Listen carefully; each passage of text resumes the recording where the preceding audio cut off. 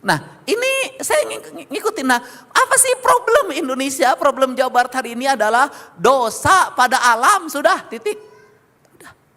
Itu dosa pada alam, ini rusak Pak, ayo. Sudah, Anda tiap hari rekreasi ke puncak, oh asik.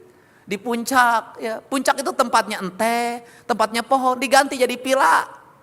Banjir Pak, mati orang di Cisarua, sengsara di Bekasi, sengsara di Jakarta. Anda menjadi ahli ibadah tidak, Anda adalah pembuat kerusakan.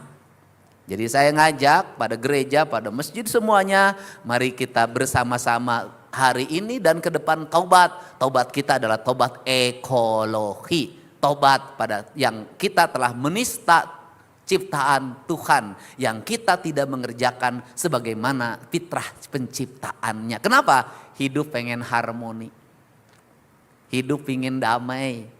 Orang kaya punya rumah di kota Bandung, punya rumah di Jakarta, ada kolam renangnya, ada salonnya, pakai lift naik ke lantai atasnya, kamarnya gede, kamar mandinya segede lapang sepak bola.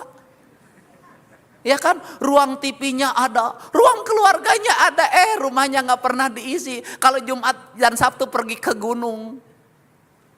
Kalau Jumat dan Sabtu pergi ke gunung, berarti rumah yang megah pakai AC itu tidak membuat Anda damai. Tetap saja tempat yang terbaik untuk menyepi adalah gunung. Lahirlah healing. Siapa yang suka healing? Orang-orang agar eling.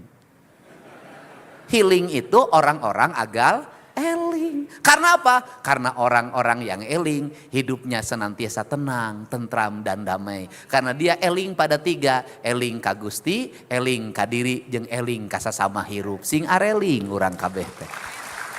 Terakhir, kita juga harus ini, saya ngingetin juga berpasrah. Kita harus menghormati pengorbanan sopir kita. Udah, kita menghormati pengorbanan Yesus. Iya, Yesus juga menyuruh kita harus menghormati pengorbanan supir.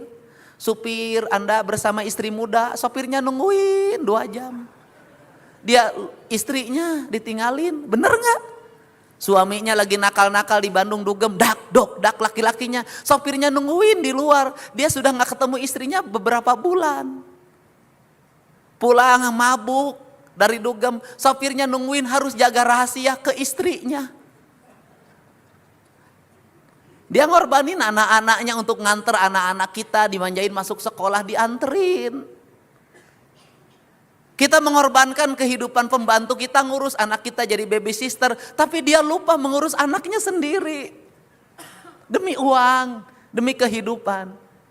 Dia menyiapkan makan enak bagi kita, tapi dia lupa menciptakan makan anak bagi anak-anaknya di rumah. Pengorbanan. Karena kita punya uang, kita tidak bisa berbuat sesuka pada setiap orang. Saya pakai baju bersih seperti ini karena ada kuli nyuci.